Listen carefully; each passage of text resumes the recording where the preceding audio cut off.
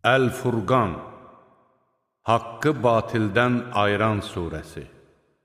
Mərhəmətli və rəhimli Allahın adı ilə. Aləmləri xəbərdar etməsindən ötürü öz quluna Furqanı nazil edən Allah necə də xeyirxahdır. Göylərin və yerin səltənəti ona məxsusdur. O, özünə oğul götürməmişdir və səltənətində də şəriki olan yoxdur. O, bütün şeyləri xəlq etmiş və onlara münasib bir biçim vermişdir. Kafirlər isə onun əvəzinə heç nəyə fayda verməyən, həm də özləri yaradılan, özlərinə nə bir zərər, nə də bir xeyir verməyə qadir olmayan, öldürməyə, həyat verməyə və yenidən diriltməyə qüdrəti olmayanları özlərinə məbud götürdülər. Kafirlər, bu, Mühəmmədin uydurduğu yalandan başqa bir şey deyildir. Ona bu işdə başqa adamlar da kömək etmişlər, dedilər. Beləcə, onlar haqsızlığa və iftiraya yol verdilər. Onlar, bu keçmişdəkilərin nağıllarıdır. O, bunları başqasına yazdırmışdır. Bunlar səhər axşam onun özünə oxunur, dedilər. De ki, onu göylərdə və yerdə olan sirləri bilən Allah nazil etmişdir. Həqiqətən o, bağışlayandır, rəhimlidir. Onlar dedilər, bu necə elçidir ki, yemək yeyir, bazarları gəzib dolaşır? Nə üçün ona özü ilə birlikdə xəbərdarlıq edən bir mələk göndərilmədi? Niyə ona bir xəzinə verilmədi? Niyə meyvəsindən yeyib dolanmasından ötürü bir bağı olmadı? Zalimlar, siz ancaq sehirlənmiş bir adamın ardınca gedirsiniz, dedilər. Gör, sənə aid hansı məsələləri çəkdilər. Onlar haqq yoldan azdılar və bir daha o yolu tapa bilməyəcəklər. İstəsə, sənin üçün onların dediklərindən daha xeyirlisini, ağacları altından çaylar axan cənnət bağlarını yaradan, sənin üçün qəsrlər inşa edə bilən Allah necə də xeyirxahdır. Lakin onlar qiyamət saatını da yalan saydılar. Biz də onu yalan sayanlardan ötürü yandırıb yaxan bir od hazırladıq. Onlar cəhənnəm odunu uzaq məsafədən gördükdə belə, onun necə qəzəblə qaynamasını duyacaq və xışıltısını eşidəcəklər. Onlar əlləri boynunda bağlı halda cəhənnəmin dar bir yerinə atıldıqları zaman ölüm diləyərlər. Onlara deyilər, bugün özünüzə bir ölüm deyil, çoxlu-çoxlu ölümlər istəyin. De ki, bu yaxşıdır, yoxsa müttəqilərə bir mükafat və dönüş yeri olaraq vəd edilən əbədiyyət bağı? Onlardan ötürü orada istədikləri hər şey vardır. Onlar orada əbədi qalacaqlar. Bu, sənin Rəbbinin öz öhdəsinə götürdüyü və yerinə yetirilməsi arzu olunan bir vəddir.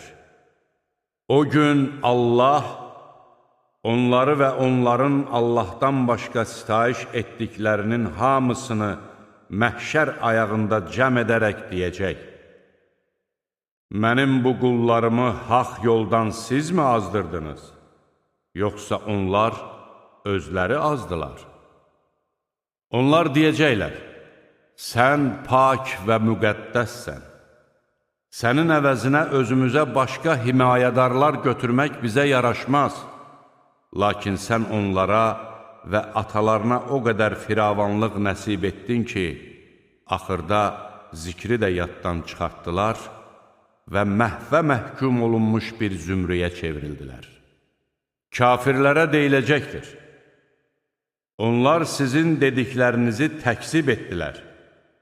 Artıq siz nə əzabı özünüzdən dəf edər, nə də başqa bir əlacınız qalmamışdır.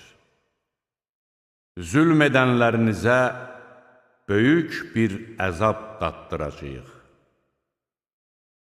Səndən öncəki elçilərimiz də yemək yeyər, bazarları gəzib dolanardılar.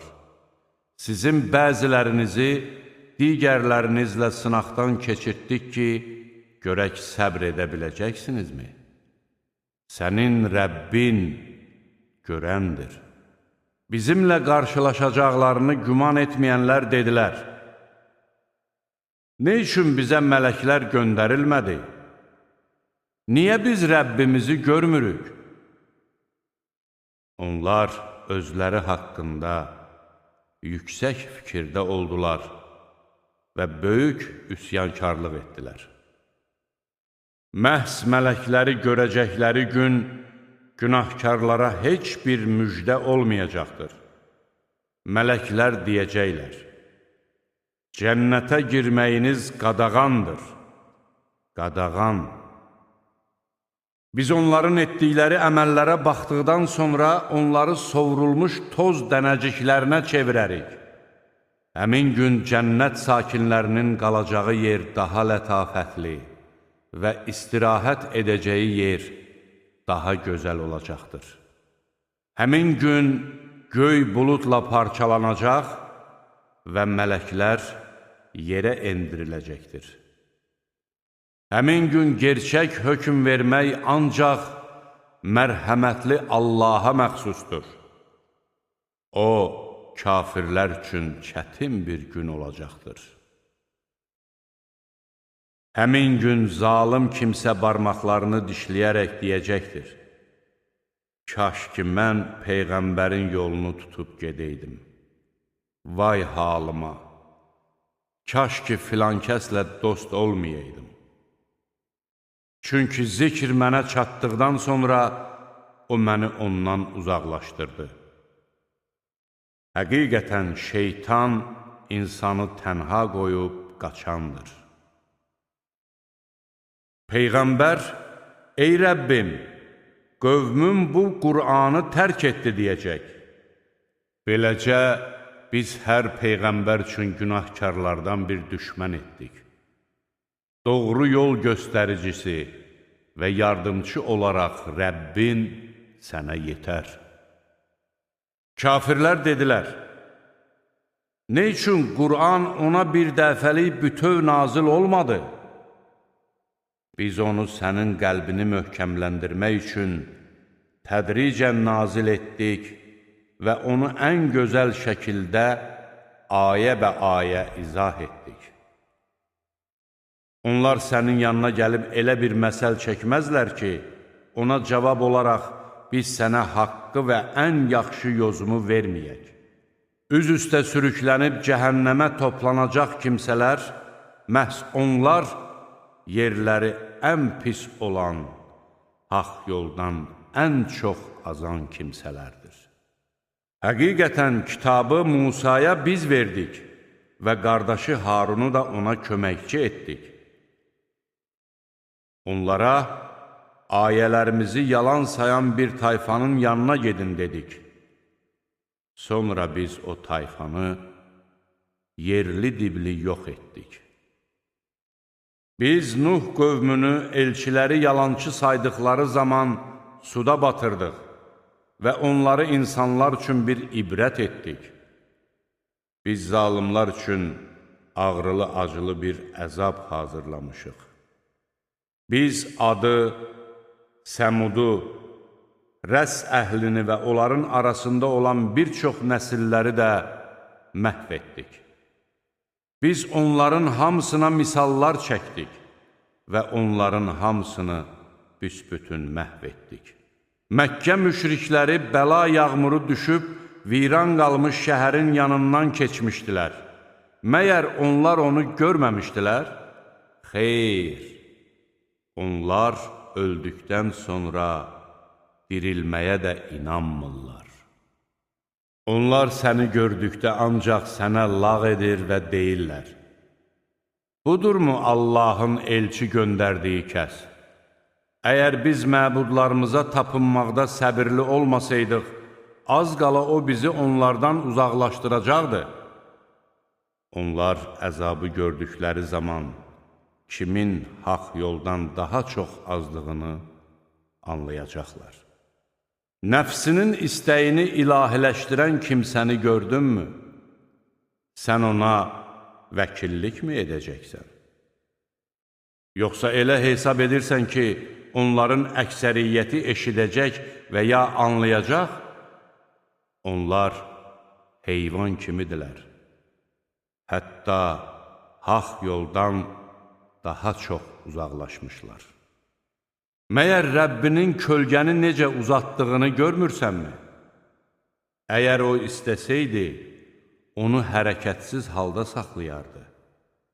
Sonra biz günəşi onun bələdçisi etdik. Sonra o kölgəni yavaş-yavaş özümüzə tərəf çəkdik. Sizin üçün gecəni örtük, yuxunu rahatlıq, gündüzü də canlanma vaxtı edən odur. Küləkləri öz mərhəməti önündə yağışdan qabaq müjdəçi olaraq göndərən odur. Biz göydən tərtəmiz su endirdik ki, onunla ölü bir diyarı canlandıraq. Yaratdığımız neçə-neçə heyvanlara və neçə-neçə insanlara ondan içirdək. Biz düşünüb ibrət alsınlar deyə o suyu onların arasında paylaşdırdıq. Lakin insanların çoxu küfrdən başqa bir şey qəbul etmədilər. Əgər istəsəydik, hər kəndə qorxudan bir peyğəmbər göndərərdik. Belə olduqda sən kafirlərə baş əymə və onlara qarşı bu Qur'anla böyük bir cihad et. Birinin suyu dadlı və şirin, digərininki isə duzlu və acı olan iki dənizi qovuşduraraq aralarında maniyə və keçilməz sədd qoyan odur. Sudan insan yaradan, ona qan qohumları və sonradan qohum olanları bəxş edən odur. Rəbbin hər şeyə qadirdir. Onlar Allahı qoyub özlərinə nə xeyir, nə də zərər verə bilməyənlərə sitayiş edirlər. Kafir öz Rəbbinə qarşı şeytana köməkçidir. Biz səni ancaq müjdə verən və xəbərdarlıq edən kimi göndərdik. De ki, mən bunun əvəzinə sizdən heç bir mükafat istəmirəm. Təkcə onu istəyirəm ki, insanlar Rəbbinə tərəf aparan bir yol tutsunlar. Ölməz, əbədi yaşayana təvəkkül et və onu həmd səna ilə təriflə. Onun öz qullarının günahlarından agah olması kifayətdir. O göyləri, yeri və onların arasındakiləri 6 gündə yaratdı, sonra da ərşə ucaldı. O, mərhəmətli olan Allahdır. Bunu biləndən soruş. Onlara, mərhəmətli Allaha səcdə edin deyildikdə, mərhəmətli Allah nədir? Məyər bizə əmr etdiyin şeyə səcdə etməliyik, deyərlər. Bu da onların nifrətini artırar. Səmada bürclər qoyan və orada günəş və nurlu bir ay yaradan Allah nə qədər xeyirxahdır. Yada salmaq və şükr etmək istəyənlər üçün gecə ilə gündüzü bir-birinin ardınca gətirən odur. Mərhəmətli Allahın qulları o kəslərdir ki, onlar yer üzündə təvazökarlıqla gəzər, cahillər onlara xoşa gəlməz bir söz dedikdə salam deyərlər. Onlar gecələrini Rəbbi üçün səcdədə və qiyamda keçirərlər. Onlar deyərlər, ey Rəbbimiz, cəhənnəm əzabını bizdən uzaq elə. Doğrusu, onun əzabı həmişəlikdir. Həqiqətən, o nə pis məskən, necə də pis iqamətgahdır. Onlar mallarını xərclədikdə nə israfçılıq, nə də xəsislik edər. Bunların arasında orta bir yol tutarlar.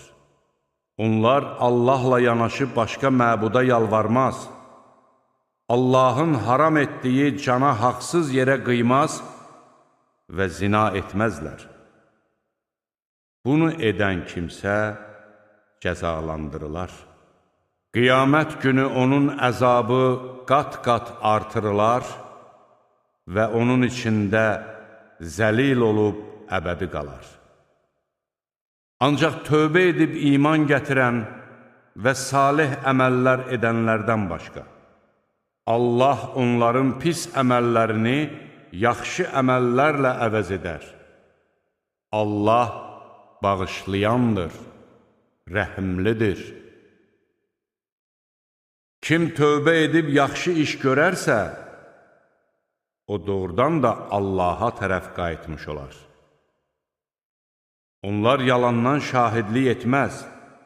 Lağlağı məclisinə rast gəldikdə, oradan ləyaqətlə ötüb keçərlər. Onlara Rəbbinin ayələri xatırlandığı zaman, o ayələrə qarşı kar və kör kimi davranmazlar. Onlar deyərlər, ey Rəbbimiz, bizə gözümüzün aydınlığı olan zövcələr və övladlar bəxş et və bizi müttəqilərə imam et. Onlar səbr etdiklərinə görə cənnətdə olan yüksək məqamla mükafatlandırılacaq. Orada xeyir-dua ilə, salamla qarşılanacaqlar. Onlar orada əbədi qalacaqlar. Ora nə gözəl məskən, necə də gözəl iqamətgahdır. De ki, əgər yalvarmağınız olmasaydı, Rəbbim sizə diqqət yetirməzdi. Siz haqqı yalan saydınız. Ona görə də əzab sizi rahat buraxmayacaqdır.